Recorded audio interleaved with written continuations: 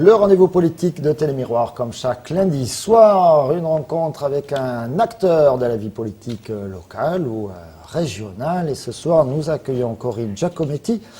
Elle est issue du Parti socialiste, elle est vice-présidente de la région Languedoc-Roussillon, élue donc en 2004 aux côtés du président Georges Frêche. Elle est en charge des relations internationales et également de l'Eurorégion. Elle nous expliquera du reste qu'est-ce que c'est que l'Eurorégion.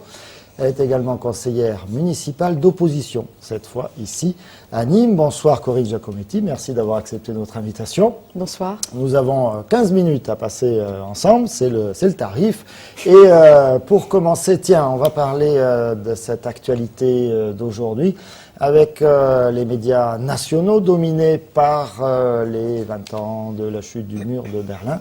Et puis l'actualité très nîmoise dominée par le délibéré sur l'affaire dite du diamant noir, l'affaire devenue l'affaire Jean-Paul Fournier et cette condamnation cet après-midi.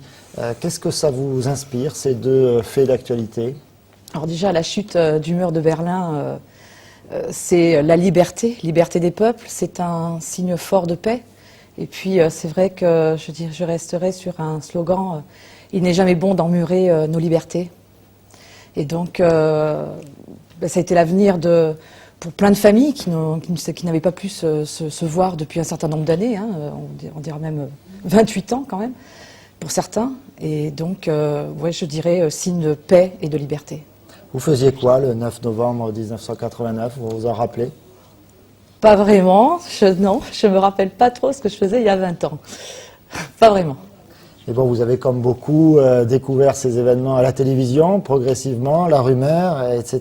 Et puis donc ces Allemands de l'Est qui franchissaient le mur cette nuit-là. Une histoire un peu rocambolesque. Vous vous y attendiez à ce qu'en 89, en France, nous étions à l'époque du deuxième septennat de François Mitterrand. Est-ce qu'on s'attendait comme ça, même s'il y avait des remous à l'Est, à ce que le mur finalement tombe si vite? Non, à vrai dire, c'est un espoir que chaque Européen devait avoir, mais s'y attendre 20 ans en arrière, non, je m'y attendais pas, franchement. Et c'est vrai que c'est, à l'heure d'aujourd'hui, quand on me pose la question, puisque c'est vrai que c'est l'actualité, c'est beaucoup la liberté des peuples et le signe de paix qui ressort, quoi. Je dirais que je vois pas trop ce qu'il y aurait à rajouter là-dessus. Et c'est déjà énorme. L'actualité plus nîmoise avec la condamnation de Jean-Paul Fournier. Il a fait appel, bien sûr, on l'a entendu, la condamnation de Jean-Paul Fournier dans cette affaire.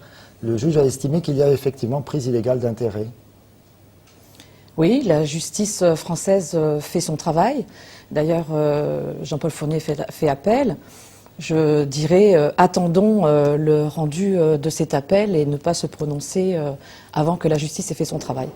Ça a été la position de votre groupe au sein du conseil municipal, mais également lors de la précédente mandature. C'est Sylvain Pastor, qui lui était conseiller municipal du reste lors de la précédente mandature, qui avait levé ce lièvre-là. Il y a des élus comme Sylvain Pastor qui s'agitent beaucoup, qui soulèvent, qui accusent beaucoup, qui finalement font avancer des dossiers. Puis il y a d'autres qui préfèrent rester plus sereins, plus retranchés. Ben, je dirais que nous, concernant notre groupe, nous avons justement un point presse demain matin et ma collègue Michèle Elbaz, qui était déjà avec Sylvain Pastor lors du précédent mandat, est plus à même de répondre sur ce dossier qui est quand même un dossier, ne mélangeons pas tout, il y a la justice, je veux dire la justice fait son travail, le sénateur maire a fait appel, attendons le délibéré. Alors, on vient à la région, les affaires régionales. Vous avez un mandat sur Nîmes, donc depuis les dernières élections municipales, mais votre mandat plus loin, c'est donc ce mandat de conseillère régionale, de vice-présidente du conseil régional, avec une mission pour le coup qui vous a parfois un petit peu éloigné de Nîmes. Qu'est-ce que c'est que les relations internationales et qu'est-ce que c'est que l'Eurorégion ? Alors, les relations internationales, tout d'abord, c'est une délégation, c'est la délégation du président Frêche. J'ai donc participé à la mise en place d'une direction des relations internationales au sein de l'hôtel de région, puisqu'elle n'existait pas auparavant. Et l'Eurorégion est un regroupement de quatre partenaires, Midi-Pyrénées, Languedoc-Roussillon, la Catalogne et les Baleares. Et le but, puisque j'ai pu signer le groupement européen de coopération territoriale en décembre 2008, l'an dernier au Parlement de Bruxelles, ça va être de faire avancer les dossiers au mieux.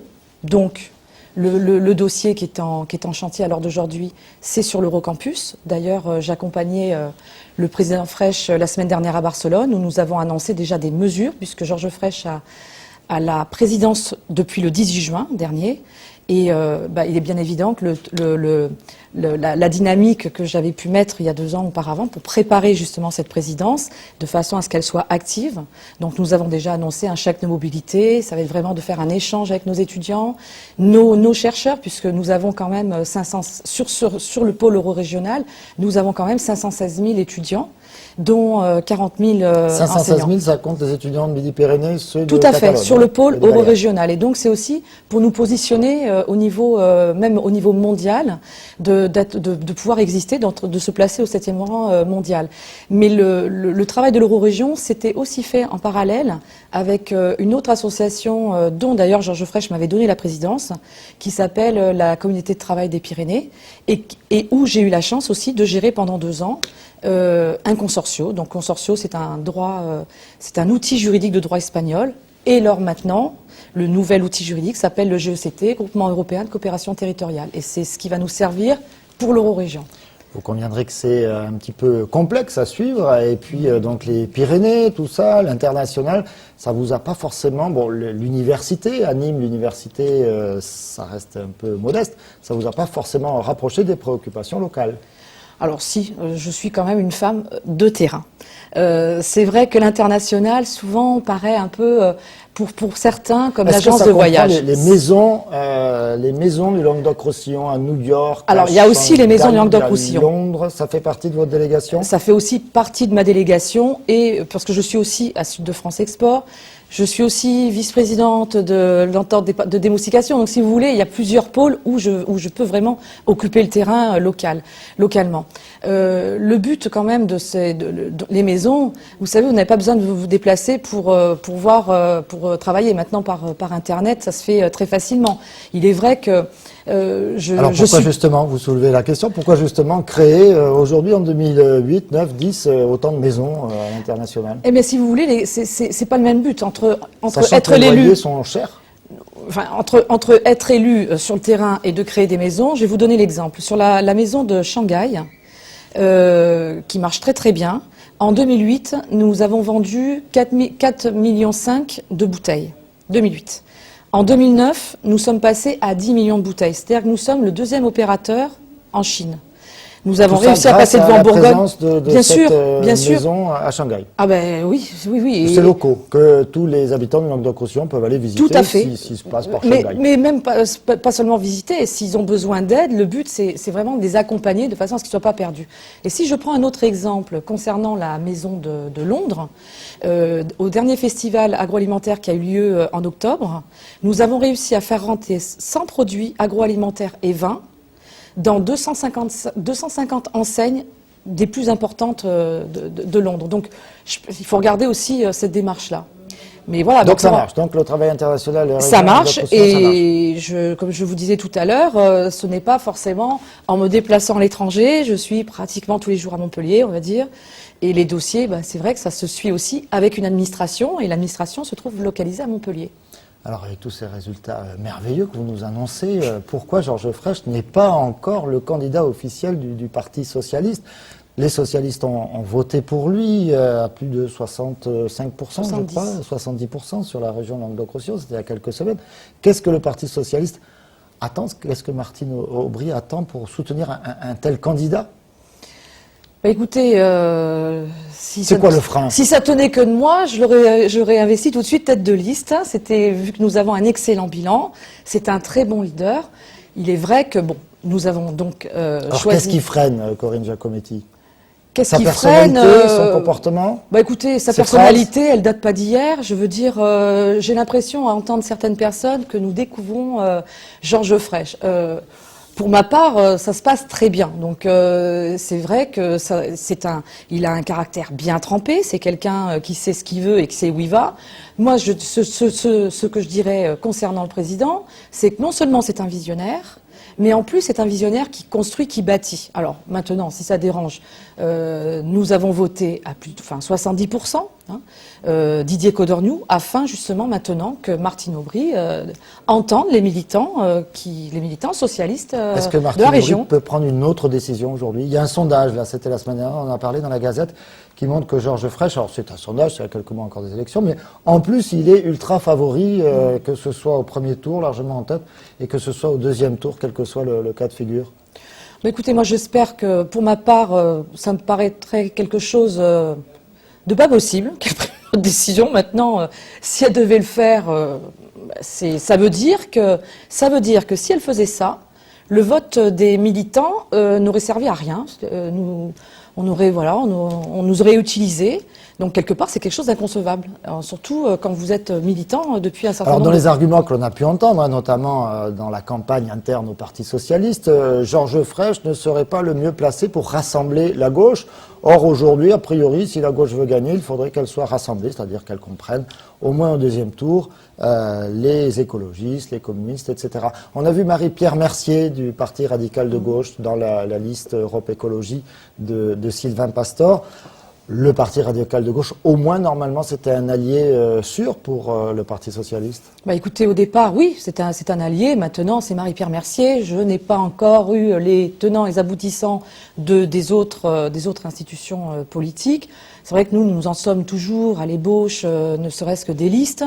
Rien n'est encore acté, puisque, comme vous l'avez dit juste avant, nous attendons que Georges Frêche soit investi et ensuite de travailler ensemble. Donc, pour l'instant, ça me semble un peu prématuré. Il est vrai que notre leader, qui est Didier Codorniou, met les 5 représentants des départements.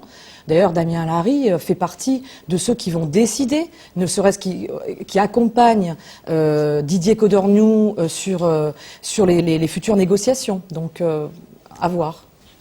Est-ce que vous ferez partie de cette liste, vous, Corinne Giacometti? Mais écoutez, j'espère. J'ai envoyé ma candidature, mais là maintenant, les candidatures viennent juste d'être enregistrées. Ce sera validé en Conseil fédéral. Beaucoup de personnes, le président du Conseil général, Didier Codorniou et les autres responsables de département vont travailler sur la liste. Vous êtes confiante? Vous pensez que vous pouvez... Vous savez, moi je suis d'un tempérament optimiste, donc je verrai bien. Alors, un bilan, vous me l'avez dit, vous êtes fier de votre bilan. On l'entend répéter ici et là, y compris du côté de vos alliés communistes, Jean-Paul Boré, à ce micro la semaine dernière, sur Télémiroir. Mais on sait très bien, on se rappelle depuis une certaine élection présidentielle, notamment que une élection, ça ne se gagne pas sur un bilan. Qu'est-ce que vous proposez?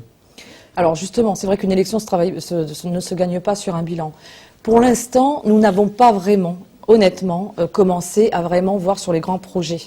Nous en avons fait beaucoup.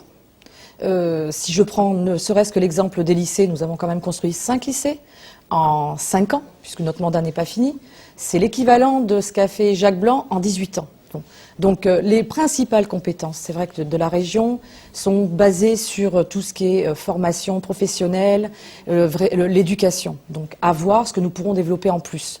Mais c'est vrai que nous en avons fait beaucoup. Maintenant, à l'heure d'aujourd'hui, les listes n'étant pas faites, pour parler de projet, il faut aussi avoir une certaine concertation. Un mot quand même sur l'une des critiques qui revient régulièrement. Le président Georges Frêche aurait beaucoup augmenté les impôts. Les moyens risquent d'être réduits pour les collectivités locales. Il y a la nouvelle loi qui va arriver, qui certes contraint plus les départements que les régions, mais on a l'impression que les régions vont être également mises sous contrôle quasiment de l'État. Il va vous rester des moyens pour mener à bien ces politiques? Bah écoutez, il faut sans augmenter les impôts à nouveau?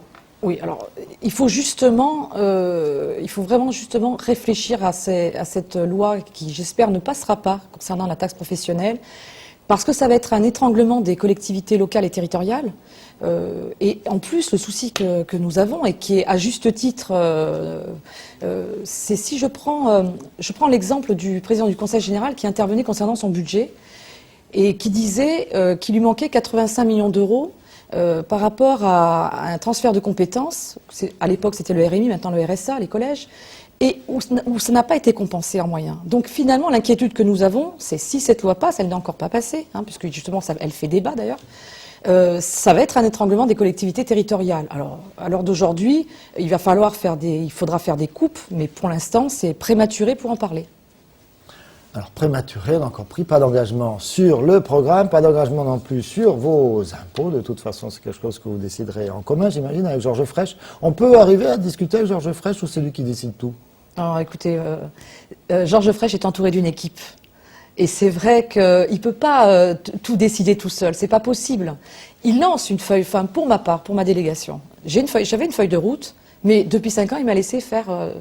Je n'ai jamais eu de reproches à ce niveau-là, quoi. C'est décidé en commun. Nous avons des bureaux politiques où nous nous rencontrons régulièrement.